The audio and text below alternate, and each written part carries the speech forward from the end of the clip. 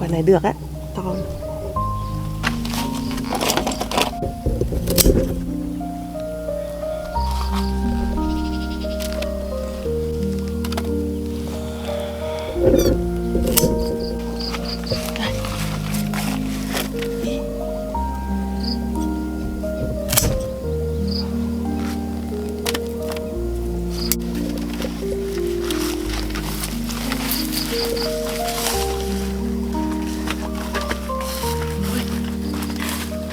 Trái này to ấy.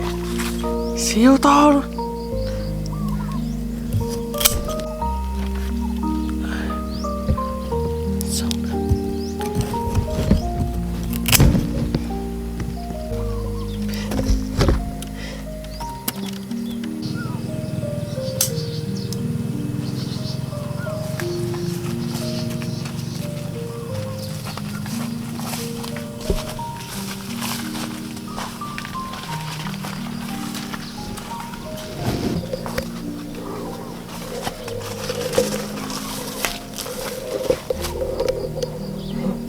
Siêu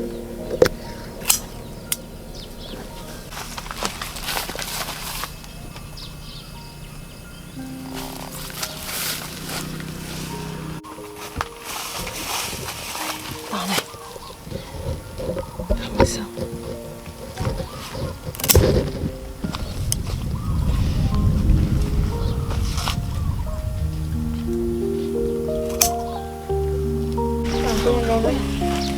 Sách một chục ký.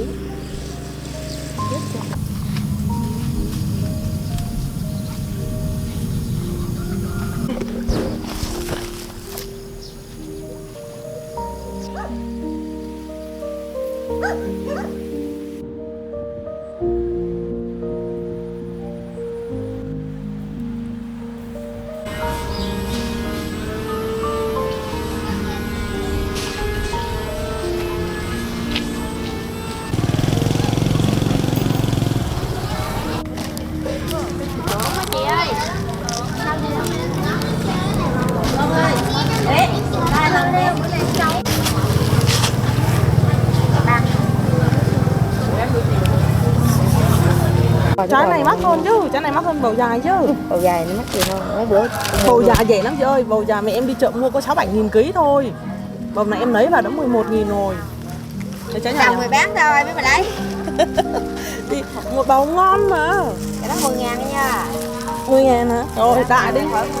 Không, trái to. Ra mua tùm luôn cho bây giờ. Ý là trái to này, trái to này là gần 2 kg đó, thì nó 5.000. Nào bán mỗi hạt cho em cảm ơn. Dạ. Cái Cái này cũng trao ngon cực luôn. Ăn được trao không? Ngon lắm.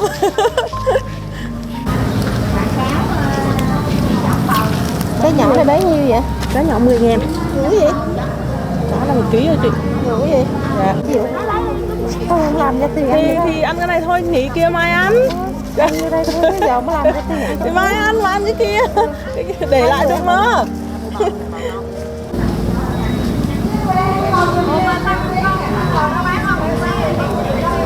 Hết luôn hả? Ừ, hết để cô bỏ nha, nó khỏi đồng. Dạ.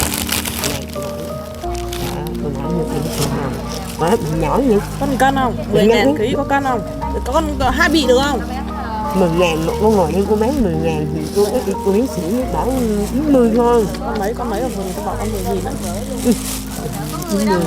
90 thôi. 90 hả? Ừ. Vậy 9.000 nhá. Ừ. 90 cô nói. Lỗ chết luôn, lấy 10.000 mọi chuyện. Rồi. 90 được, 90 cô Tại vì một không bé. biết đó, thế là ở vườn cô kia cô bảo. Dạ. Lấy 2 bị đi. Nghe hay bị bảo như cái bà ô nương lắm nha, cũng nó cầm ép. Dạ dạ. Rồi cái bằng chày hết luôn.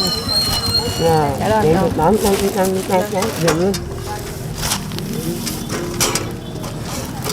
Cái những cái con.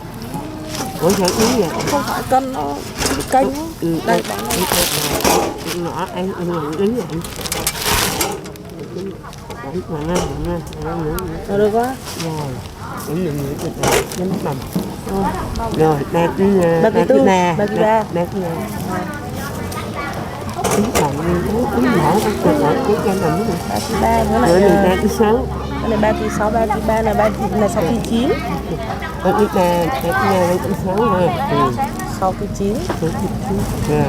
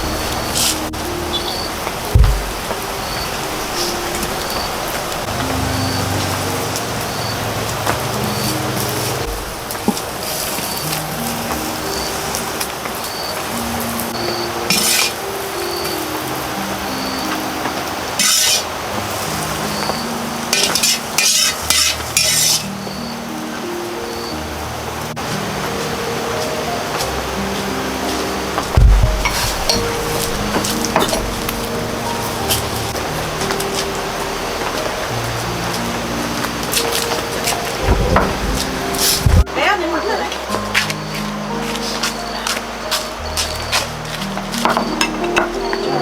Đơn giản. Ăn cơm ba ơi. Ăn cơm ba, ăn cơm mẹ. Dàn bầu á, quá trời trái luôn. Bông á, rồi bông đang ra quá trời luôn. Trái to, trái nhỏ, trái nào cũng có đó. Vừa không mẹ? Bà có miếng lớn luôn. Lạc á, bông ăn được.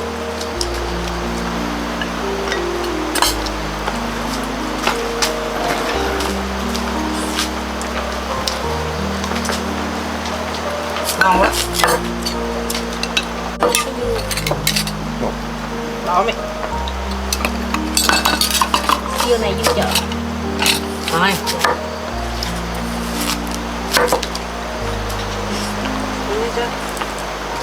Tao nhà tao ăn miếng nhỏ nhỏ thôi. Đây làm sao không ba? Dạ. Ngồi hai chân. No. No, không.